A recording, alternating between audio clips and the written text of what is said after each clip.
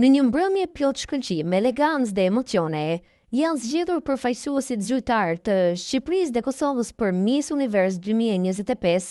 Flavia Harizaj u shpall Miss Universe Albania, ndërsa Doria Shala do të përfaqësojë Kosovën në garën ndërkombëtare që këtë vit mbahet më 21 nëntor në Tajland. Spektakli madhështor Miss Universe Albania dhe Kosova 2025 u zhvillua në Tiranë dhe u ndojsh me interes të madh nga publiku. Përveç kurorëzimit të dy vajzave që do të mbajnë flamujt shqiptar në skenën globale, u bë edhe një njoftim i rëndësishëm, duke filluar nga viti i ardhshëm. Kosova do të ketë garën e saj të veçantë të Miss Universe, që do të organizohet në Prishtinë.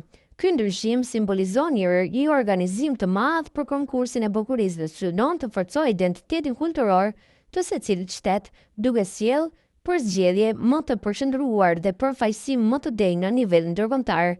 Tashmë për Flavia Harizajn dhe Doria Shalën, nis rrugëtimi i përgatitjeve për skenën e madhe në Tajland, ku do të përballen me konkurrente nga gjithë bota në një spektakël që shkon përtej bukurisë, duke promovuar vlera, inteligjencën dhe përfaqësimin kulturor.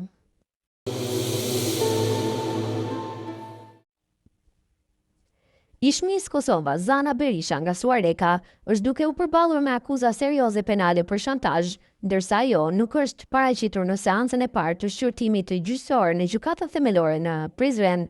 Sipas akuzës së ngritur nga prokuroria themelore në Prizren, më 30 korrik 2024, Berisha akuzohet për shantazh sipas nenit 329 paragrafi 2, lidhur me paragrafin 1 dhe neni 77 paragrafi 1 dhe 2 të kodit penal të Republikës së Kosovës. Kallëzimi penal është bërë nga i dëmtuari me iniciale I përfaqësues nga avokatja e autorizuar.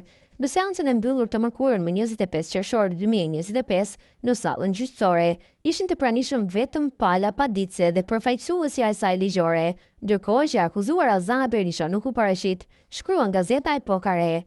Gjithashtu, mungoja dhe avokati i saj mbrojtës, i cili përmes emailit njoftoi gjykatën për mungesën, duke theksuar se ftesa për seancë ishte pranuar vetëm një ditë më parë dhe se kishte angazhime të tjera profesionale.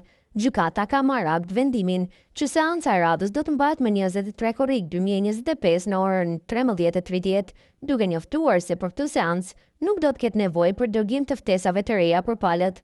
Ndërkohë, Zana Berisha kishte bërë një kallëzim penal për shantazh ndaj shtetasit I, por prokuroria themelore në Prizren më 1 nëntor 2023 dhe 10 janar 2025, përmes dy akt vendimeve të ndara, ka vendosur ta hedhë poshtë këtë kallëzim, duke mos gjetur bazë ligjore për vazhdimin e procedurës penale kundër të dëmtuarit.